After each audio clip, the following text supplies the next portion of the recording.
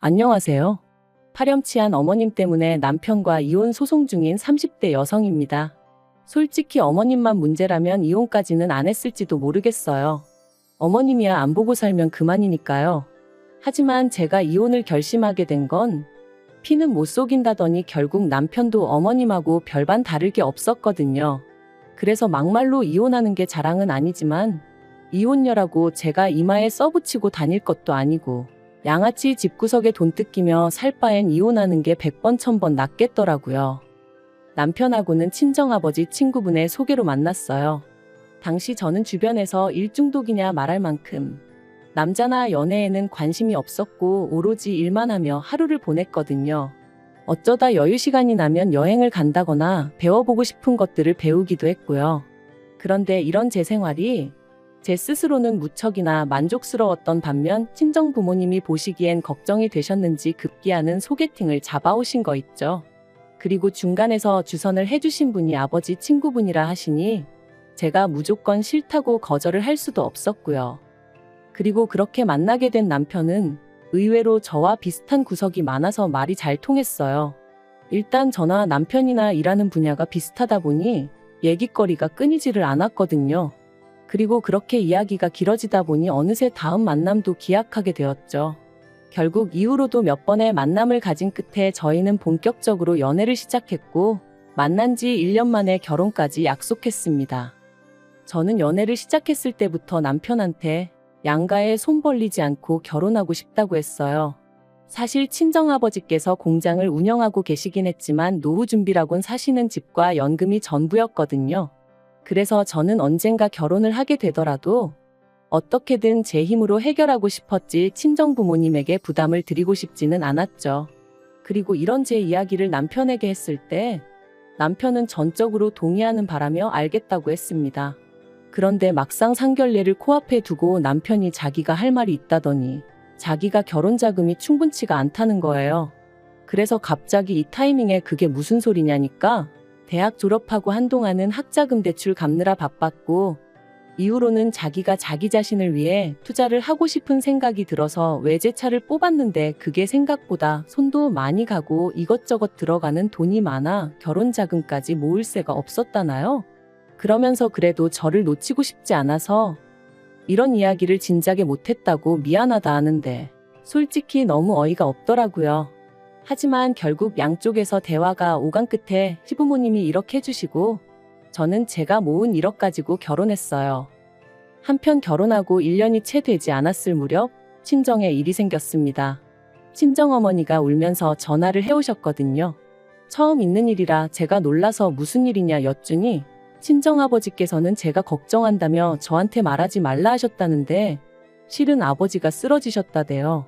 그리고 그렇게 되신 연유를 알아보니 아버지랑 동업을 하고 있던 지인이 회사 돈 4억을 갖고 말 그대로 야반도주를 했다는 거였죠. 그리고 그때부터 친정아버지를 대신해 제가 어떻게든 일을 수습하기 위해 백방으로 뛰어다녀야 했습니다. 다니던 회사도 관두고 어머니랑 같이 은행부터 시작해 부모님의 지인분들을 찾아다니며 돈을 구하느라 정신이 하나도 없었죠. 그 과정에서 온갖 싫은 소리 험한 소리 들어야 했고 비참한 기분도 한두 번 느낀 것이 아니었어요.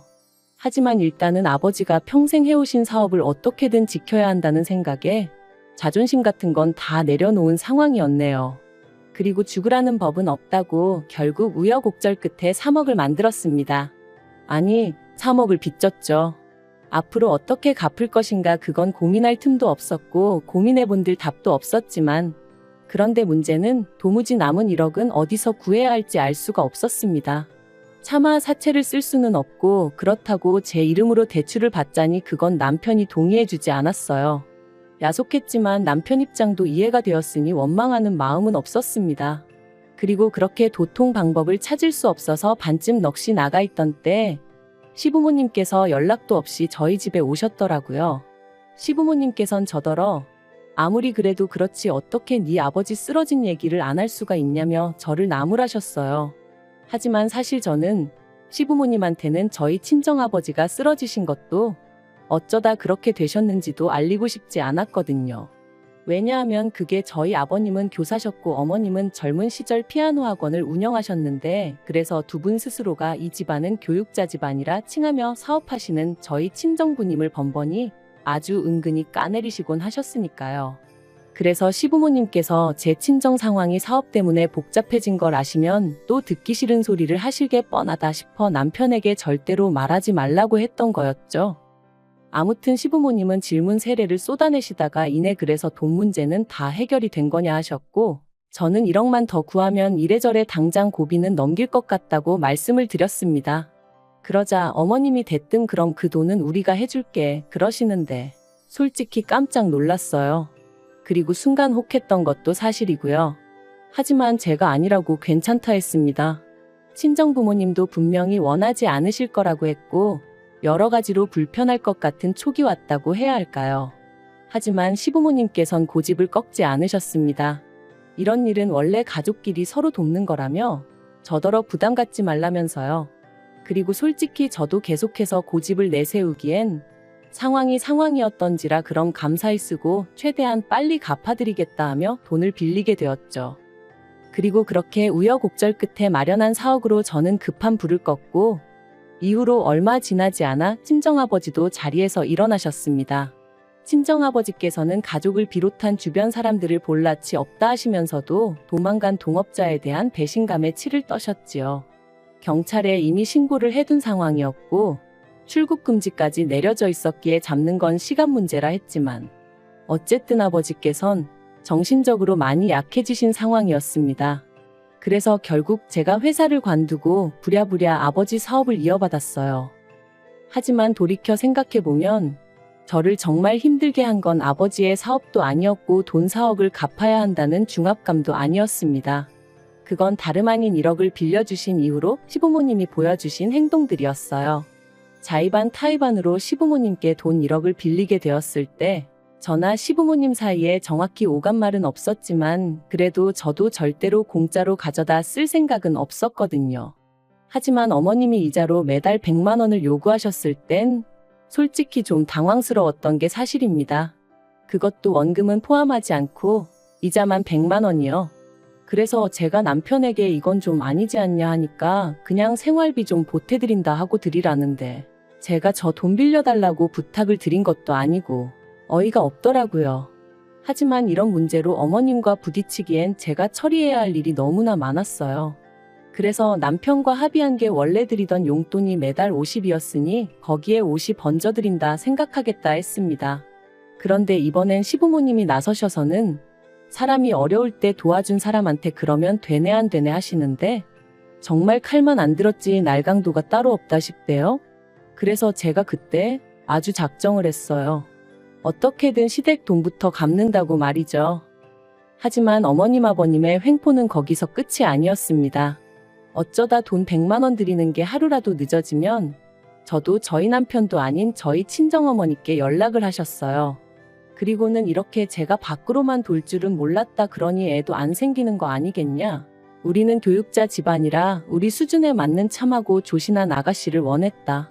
별의별 이야기를 다 해대시더라고요. 그러면 저희 친정어머니는 그래도 시부모님한테 1억을 가져다 썼다는 생각에 싫은 소리도 못하시고 죄송하다. 그리고 이런 일을 2-3번 겪고 나니까 진짜 너무 화가 나대요. 그래서 정말이지 돈만 생겨봐라. 내가 그 1억부터 갚는다 하고 일을 갈았다니까요. 그리고 그렇게 산지 2년이 다 되어가던 올해 봄, 저와 친정 식구들은 뜻하지 않은 연락을 받았습니다. 그건 바로 저희 공장과 오랫동안 거래를 해오던 중견기업이었는데 그쪽에서 저희 공장을 아예 인수를 하고 싶다는 것이었죠. 생산 라인도 추가로 설치하고 뭐 자세한 건 저희에게 말해줄 수 없다면서도 어떠냐 하는데 솔직히 저는 제발 팔았으면 싶었어요. 왜냐하면 그쪽에서 공장만 인수하는 게 아니라 저를 팀장급으로 데려가고 싶다고 했으니까요. 하지만 친정부모님, 특히나 일평생 사업을 꾸려오신 아버지가 어떤 심정이실지 도저히 모르겠어서 어떤 의견도 낼 수가 없었죠. 그런데 그 이야기가 나오고 하루 만에 친정아버지께서 팔아버리자셨습니다. 이제 이것저것 신경 쓰며 살기엔 만사가 귀찮다 하시며 동업자가 그렇게 날라버린 이후로는 솔직히 공장 생각만 해도 우라가 치밀어서 죽을 맛이셨다고요. 그리고는 저더러 잘 알아봐서 제값 잘 받고 팔아버려라 하시는데 진짜 온갖 감정이 복잡하게 뒤섞이면서 눈물이 다 나더라니까요. 일단 결정을 내리고 나니 이후에 일은 일사천리로 진행되었습니다. 제가 자세한 과정을 여기다 적을 순 없지만 결과적으로 저희는 13억이란 돈을 남겼어요. 저도 친정부모님도 모두 만족스러운 거래였고 이후로 남아있던 빚을 청산했습니다. 시댁에 지고 있던 1억도 갚았죠. 솔직히 계산해보면 1억 빌리고 1억 2천이나 드린 거지만 빌려준 사람하고 빌린 사람하고 마음이 같을 수는 없는 법이니까요. 이런저런 빚을 다 갚고 나니 남은 건 10억이었고 친정부모님께서 저에게 3억을 주시겠다 하셨습니다. 그런데 제가 거절했어요. 당장 그렇게 큰 돈이 필요하지도 않았고 어쨌든 친정부모님의 사업장이었던 만큼 두 분 노후 자금으로 쓰시는 게 맞다고 생각했으니까요. 그러자 친정어머니께서 그럼 당신이 잘 가지고 있다 훗날 제가 도움이 필요하다 할 때 주시겠다 하셨고 저는 그렇게 해달라 했습니다. 그리고 저희 친정부모님은 10년 넘게 타던 차를 새 차로 바꾸셨어요. 남들이 좋다 하는 외제차는 아니었지만 앞으로 두 분이 여기저기 구경도 다니고 그렇게 편하게 사시겠다면서요. 그런데 이제 이렇게 크고 작은 변화들이 저희 친정에서 생기니 남편이 도대체 무슨 일인가 싶었던 모양입니다. 참고로 공장을 팔았다던가 그런 이야기는 했지만 시시콜콜한 이야기는 안 했어요. 또 뒤에서 장사꾼이 어떻고 이런저런 이야기 나오는 게 싫었거든요. 그런데 저도 저희 남편이 그렇게 집요한 구석이 있는지는 몰랐는데 저 몰래 제 핸드폰이며 노트북이며 뒤져봤던 모양입니다. 그리고 그렇게 저희 친정부모님에게 목돈이 생겼다는 사실을 알게 된 거죠. 저더러 어떻게 이런 이야기를 자기한테 안 할 수가 있냐면서 난리가 났어요. 그리고는 아버님 쓰러지시고 나서는 그 공장은 제가 운영한 거나 마찬가지인데 어떻게 제 몫을 하나도 안 챙긴 거냐면서 막 화를 내는 게 아니겠어요? 그래서 제가 내가 괜찮다는데 당신이 그렇게 열낼 거는 뭐냐 했습니다. 막말로 공장 일을 제가 공짜로 한 것도 아니고 그렇다고 자기가 저를 대신해서 생활비를 다 댄 것도 아니었으면서 말이죠. 하지만 남편은 그래도 그게 아니랍니다.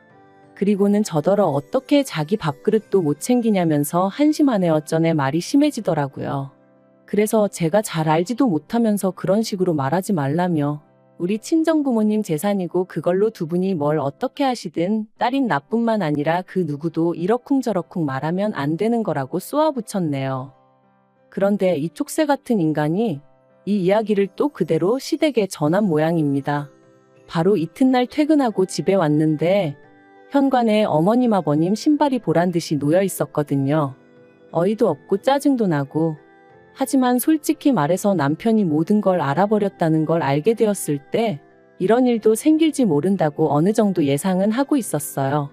그래서 어머님 아버님이 무슨 말씀을 하시건 정신 똑바로 차려야지 하고 마음을 다잡고 인사를 드렸죠. 그런데 어머님이 저더러 대뜸 괘씸하답니다. 저뿐만 아니라 저희 친정부모님도 전부 다 어떻게 사람들이 그럴 수가 있냐면서 이건 아니지 그러시는 거예요. 황당해서 빌린 돈은 다 갚았는데 도대체 무슨 말씀을 하시는 거냐고 뭐가 문제냐 했어요. 그랬더니 1억을 빌렸다고 1억으로 갚는 사람이 어디 있냐면서 공장 팔아 13억이나 받아놓고 어떻게 입을 싹 닦을 수 있냐 그런 말씀을 하시더니 대뜸 저더러 누구 덕분에 그 공장을 지켜낼 수 있었는지 벌써 다 잊었냐대요. 그리고는 덧붙이신 말씀이 가관이었습니다.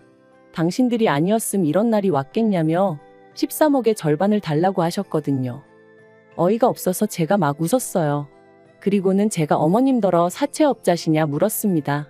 1억 그것도 필요 없다 괜찮다 하는 걸 가족이 어떻고 저떻고 하시면서 빌려주셔놓고 2년 동안 이자라고 가져가신 돈만 2천이다. 거기다 그뿐이냐. 툭하면 내가 너희 가족한테 어떻게 했는데 하시며 이것저것 얼마나 많이 바라셨냐고 따졌죠. 게다가 그동안 저희 친정어머니 상대로 갑질도 어지간히 하셔놓고 그런 건 싹 다 까먹기라도 하신 건지 제가 어머님께 어디다 세게 머리라도 부딪히셨던 거냐고 물었어요. 그런 게 아니고서야 그동안 하셨던 행동들은 싹 다 잊으시고 대단한 은인이셨던 것 마냥 말씀하실 수는 없다고요. 게다가 13억의 절반이라니 지나가던 개도 웃겠다 했네요. 그랬더니 옆에 있던 아버님도 남편도 난리가 났어요. 13억의 절반이 제가 듣기엔 과할 수는 있어도 그래도 어떻게 며느리가 시어머니한테 말을 그따위로 하냐면서 말이죠. 그리고는 저더러 얼른 죄송하다 용서를 구하라면서 절반이 어려우면 못해도 3억은 내놓으랍니다. 듣자 하니 니네 친정부모가 어차피 너 3억 주려고 하지 않았냐며 그거 달라고 해서 가져오면 되겠다면서요. 정말이지 어머님 말씀하시는 걸 듣고 있자니 남편이 아주 제 핸드폰이랑 노트북을 샅샅이 훑었다는 것도 알겠고 자기들끼리 이러쿵저러쿵 말을 맞췄나 보다 싶은 게 오만 정이 뚝 떨어지더라니까요. 결국 그날 시부모님과 남편을 상대로 저는 말도 안 되는 언쟁을 해야만 했고 결국 제 집만 간단히 챙겨서 집에서 빠져나왔습니다. 그리고 바로 친정으로 향했죠. 그리고 이후의 과정은 지리하기 짝이 없습니다만 결론부터 말하자면 남편과는 이혼하기로 했어요. 정확히 말하자면 저의 일방적인 통보였죠. 제가 먼저 남편에게 이혼하자는 이야기를 하려고 만나자고 연락을 했습니다. 그리고 그렇게 약속 장소에 나가니 어이없게도 시부모님이 따라 나와 계셨어요. 저를 보자마자 첫마디가 반성 많이 했냐는 거였고요. 어이가 없어서 이번에도 웃었습니다. 잘못한 게 없는데 무슨 반성을 하냐면서 그럴 일은 제 눈에 흙이 들어가기 전까진 없을 거란 말과 함께 말이죠. 그리고는 남편에게 이혼 서류를 던져줬어요. 이거 주러 나왔다고, 조용히 협의 이혼했으면 좋겠다고. 하지만 소송으로 가는 것도 난 두렵지 않다. 그리고 애석하게도 남편은 협의 이혼은 못 해주겠다고 나왔습니다.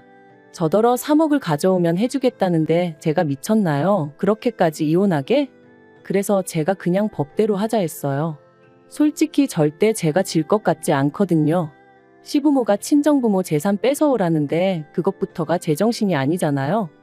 다행히 저희 둘이 살던 집은 전세여서 집주인에게 이혼 서류 냈다는 말과 함께 사정 설명하니까 뭐 그런 집구석이 있냐면서 계약은 빠른 시일 내에 정리해주겠다 했습니다.